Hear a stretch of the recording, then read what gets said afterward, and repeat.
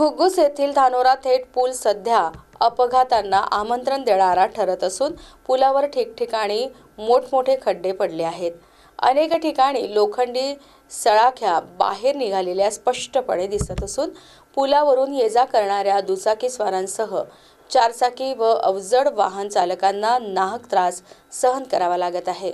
प्रत्येक प्रवास म्हणजे जीव मुठीत धरून करावा लागत असल्याची भयावह स्थिती निर्माण झाली आहे। या पुलावरून दररोज शेकडो वाहनांची वर्दळ असते। मात्र पुलाची दयनीय अवस्था पाहता अपघाताची शक्यता नाकारता येत नाही। एखादी गंभीर दुर्घटना घडल्यास यास जबाबदार कोण असा थेट सवाल नागरिकांकडून उपस्थित केला जात आहे। सार्वजनिक बांधकाम विभागाच्या घोर दुर्लक्षामुळे वाहन चालकाच्या जीविताला थेट धोका निर्माण झाला असून संबंधित अधिकारी डोळेझाक करत असल्याचा आरोप नागरिक करीत आहे।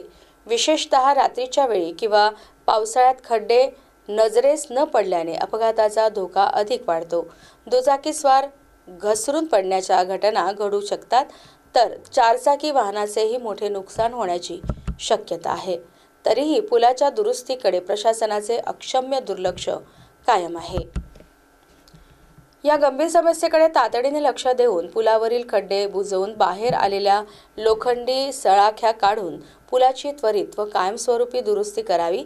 तसेच वाहन चालकांसाठी सुरक्षित आणि सोयीचा मार्ग उपलब्ध करून द्यावा अशी जोरदार मागणी नागरिकांकडून होत आहे। अन्यथा एखादी जीवघेणी दुर्घटना घडल्यास त्याची संपूर्ण जबाबदारी सार्वजनिक बांधकाम विभागावर राहील असा इशाराही नागरिकांनी दिला आहे।